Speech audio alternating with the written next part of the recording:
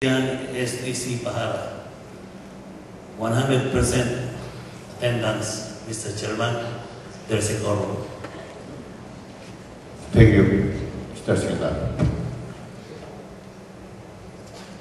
Is there any motion?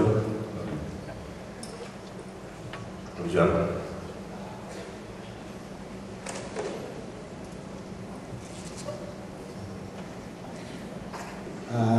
Thank you, Mr. Presiding.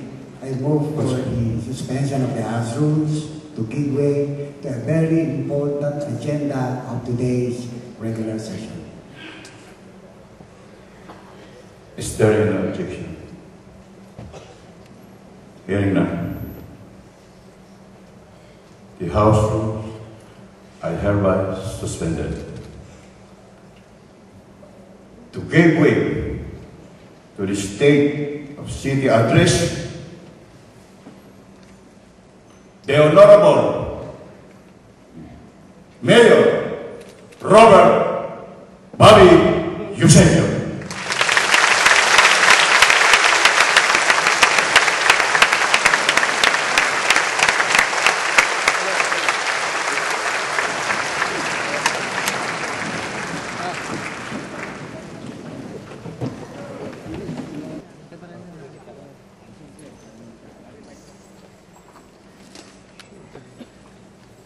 Congressman Roman Romulo, the representative of the Lone District of Pasig, presiding officer of the Pasig City Council, Honorable Vice Mayor Rosario Martires, honorable members of this august chamber, former mayors Vicente and Soledad Eusebio, Mrs. Maribel Andaya Eusebio, distinguished members of the Pasig City community, ladies and gentlemen, good afternoon. I address you today as your chief executive, whom you have entrusted with the task to lead Pasig City in its quest for glory. The year 2008 has been a year of tremendous growth and expansion for our city. Over the last few years, we have built a track record of consistent delivery of superior performance. I am committed to build on that record. Our city is so blessed that those before us endeavored and paved the way for us to enjoy what we have today. How fortunate for us to live, to see, and witness all the collective efforts come to fruition. The seeds of hard work I have planted early in my days as a city councilor have taken root, grown and matured, and now is the time to harvest. The yield is plentiful. Ang mga bunga ng ating pagsusumikap ay marami. Pasig City has received accolades from the national government and NGOs in the field of health, nutrition, education, arts and culture, even environment, and as one of the most friendly LGUs, business-friendly LGUs in the country. When the world's mightiest economies are scrambling for a solution to stem the tide against the global financial crisis, Pasigueños have emerged with a more vibrant and dynamic economy.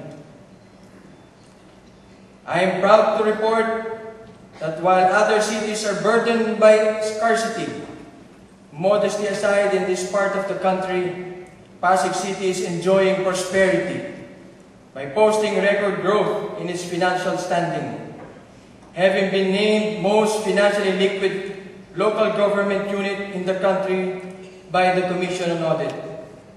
From a 3.4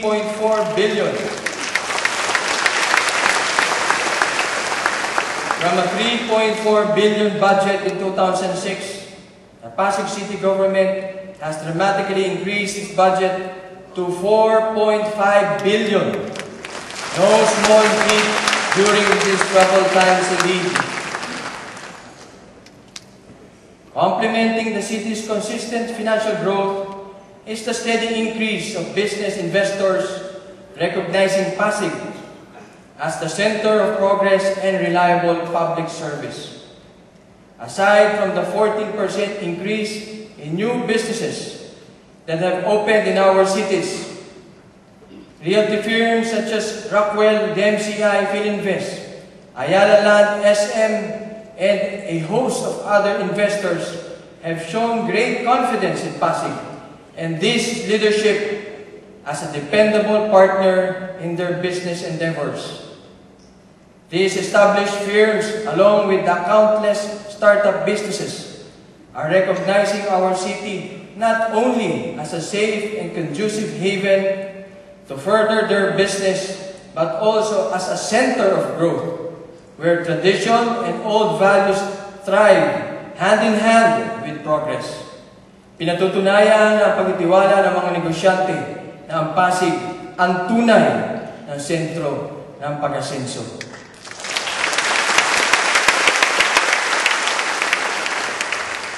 There is no magic formula to Pasig's consistent growth.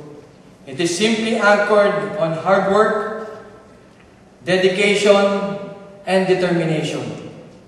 I firmly believe, as my father has before me, to render a personalized style of governance, a brand of service that is meaningful and relevant to the people that I serve. The city government's greatest investment will always be confidence from its people to move forward towards dynamism and vigor. So we must lead by example.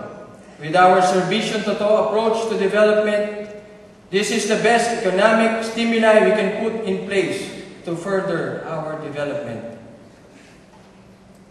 And we can afford to do this for as long as we have the full trust and confidence of our people who receive the services of our government.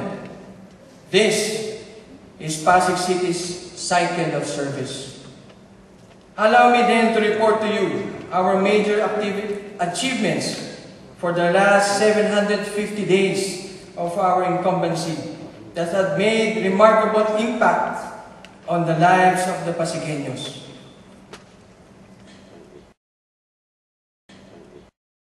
Di mo na kailangan pang dumai. Dama namin ang inyong hinaing. Kalutasan ng problema mo ay aming tungkulin. Makakatiyak ka, kabalikat mo kami sa bawat suliranin. Dito sa Pasig, serbisyo ng gobyerno ay inilalapit sa iyo. Hindi mo na kailangan pang magsumamo. Paligid mo ay babantayan. Pupunuin ito ng lumpian. Buhay mo ay sasagana.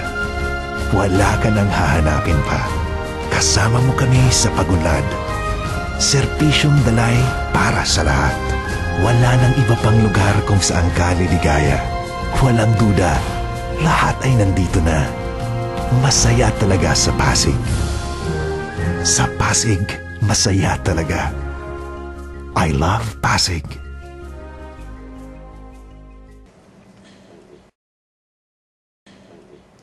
In the field of security, peace, and order, vigilance, along with fast and efficient response system, is our best defense against elements that threaten the security of lives and properties.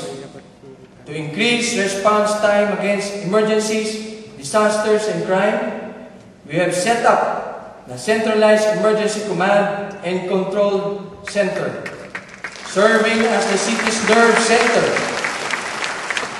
The C3 establishes a data network and integrates communication facilities and resources of the police, the fire department, the hospital and health services, engineering, rescue, and other units involved in safeguarding our citizens.